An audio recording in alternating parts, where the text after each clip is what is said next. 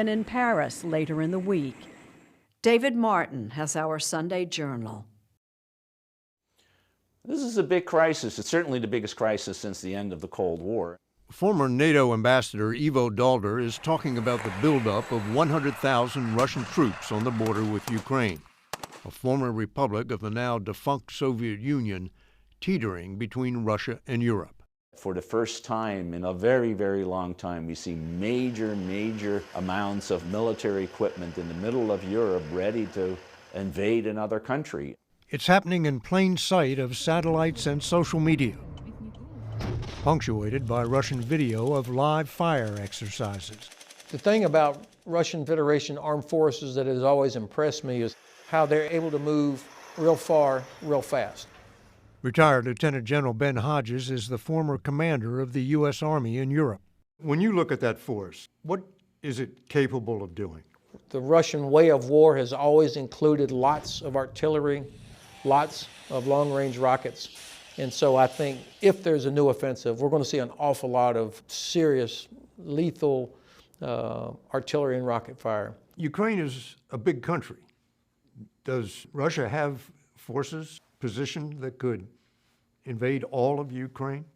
I don't think they could successfully roll over all of Ukraine, but I don't think they really want to or need to accomplish what their objective would be. Vladimir Putin's objective is to keep Ukraine, the second largest country on the continent, from making common cause with the democracies of Europe. What motivates Putin is a concern about the independence of Ukraine, a worry that a functioning, successful, prosperous democracy in Ukraine poses a direct threat to his rule because it will give people in Russia the idea that they too could enjoy what Ukraine enjoys and rise up against his autocratic rule. The Ukrainians rose up in 2014 and chased the country's pro-Russian leader into exile. Putin reacted with his first invasion of Ukraine, sending Special Operations Commandos to seize the Crimean Peninsula, taking a province of Ukraine and making it a province of Russia. Since then, Putin has been fueling a nasty civil war in eastern Ukraine by backing pro-Russian fighters who want to break off another chunk of the country.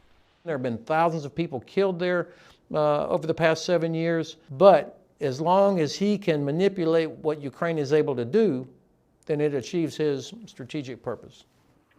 Russia has already marshaled enough firepower to attack Ukraine with little or no warning, although conventional military wisdom says Putin will wait until February, when the ground is frozen and tanks get better traction.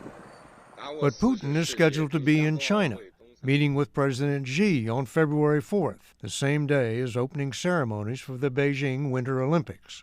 Is President Putin really going to do something that upstages his friend's big show in Beijing? Russian forces are already rolling into the friendly country of Belarus, giving Putin's troops another avenue of advance into Ukraine. Along with his Black Sea Fleet, Putin could choose from several different angles of attack. We're not going to see 100,000 Russian troops crossing into Ukraine all at one time. I don't expect that. I think most of them actually would probably remain on the periphery, in place, to continue the threat, to continue the pressure.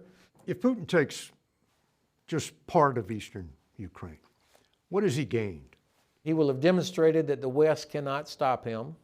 That would be number one, that he can kind of come and go wherever he wants.